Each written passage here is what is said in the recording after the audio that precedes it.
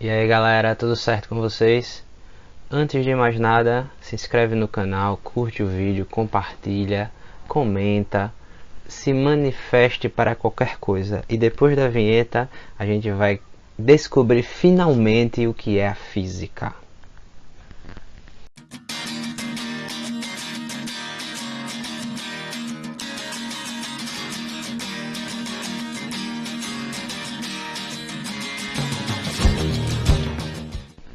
E aí, todo professor de física, ou quase todo ele, na primeira aula, pergunta para a turma o que é física e sempre tem algum aluno para destruir o coração do professor que responde que a física é simplesmente uma matéria da escola. Bem, antes de responder o que é física, eu vou responder para vocês no final do vídeo. A gente precisa entender quais são os tipos de conhecimento que a gente entra em contato durante a nossa vida cotidiana. São 4, em resumo: o conhecimento científico, o conhecimento filosófico, o conhecimento teológico e o senso comum. O que é o conhecimento filosófico? Bem, a filosofia ela é definida como a busca pelo conhecimento. O filósofo ele observa o comportamento das coisas e das pessoas, ele cria hipóteses, porém, a diferença básica entre a filosofia e a ciência é que a filosofia ela para na hipótese. O filósofo ele dá a sua ideia de observação, ele coloca as coisas dentro de um contexto que muitas vezes faz todo o sentido e ele tem muito embasamento para explicar por que isso está acontecendo, porque ele criou aquelas definições, mas ele não vai além disso. Já o conhecimento teológico, ele é o conhecimento que tenta entender o que acontece no mundo extracorporal, o que acontece com o ser humano depois que ele morre, ou o que acontecia com o ser humano, o que ele era antes dele nascer, por exemplo, e como é que esse conhecimento pode fazer com que ele melhore ou não o seu comportamento durante a sua existência, durante a sua vida aqui na Terra. Já o senso comum tá dentro de um contexto muito histórico, é um conhecimento que é passado de geração em geração.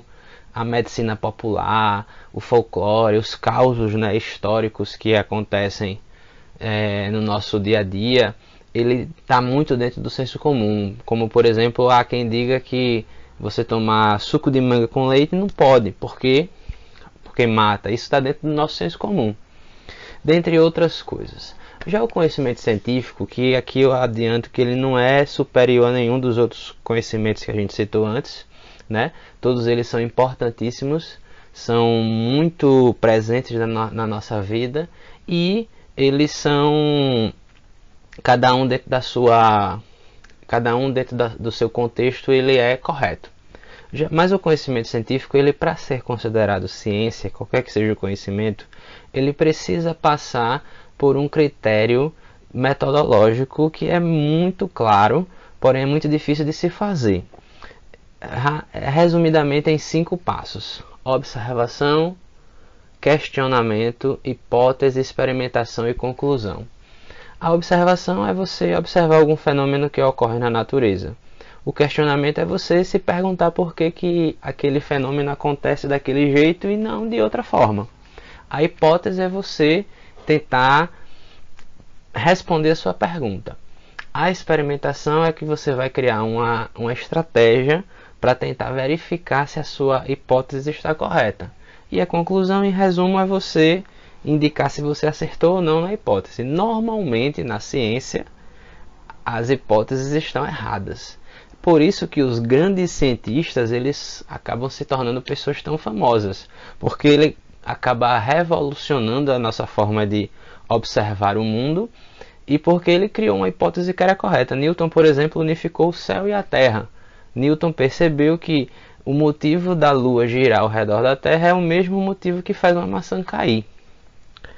E desses cientistas famosos, talvez 2 em destaque, já que a gente está falando de ciência, que levaram muito em consideração o método científico e ajudaram muito para estabelecer o método científico que a gente tem hoje, é Galileu Galilei e René Descartes.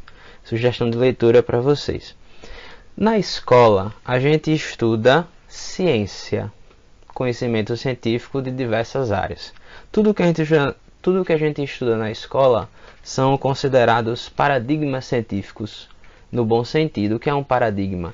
É um conhecimento que é largamente aceito por uma comunidade científica ou por uma comunidade acadêmica. Na escola a gente estuda 3 ciências naturais, a física, a química e a biologia. E dessas 3, a física ela é a mais elementar, ela é a que dá fundamento a todas as outras. Não quer dizer que ela seja mais importante, mas o que eu quero falar sobre ela ser mais elementar é que na física, por exemplo, a gente estuda o conceito de temperatura e o que acontece com os corpos quando a temperatura sofre mudanças, por exemplo. Já a química pega o conceito de temperatura, pega o conhecimento físico sobre as mudanças de temperatura e verifica isso nos corpos em que sofre transformação.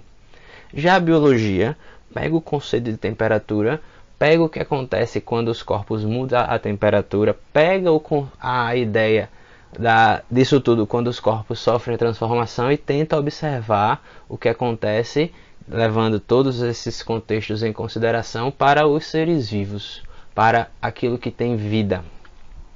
A física, respondendo à pergunta do vídeo, é a ciência que estuda os fenômenos naturais sem o qual esses corpos mudem a sua característica. Uma pedra, quando ela cai, ela, por estar caindo, não modifica as suas características íntimas. Quando você, por exemplo, observa a água se aquecendo, ela não modifica as suas características íntimas, a água não deixa de ser água, porque ela está aquecendo. A física ela tenta desvendar e desvelar os mistérios mais íntimos da natureza. Se você gostou desse vídeo, curta. Se você não gostou, dê o seu dislike, se manifeste, volto a dizer mais uma vez, deixe seu comentário, sugira temas que a gente vai aos poucos desvendar todos os mistérios que existem na natureza. Valeu!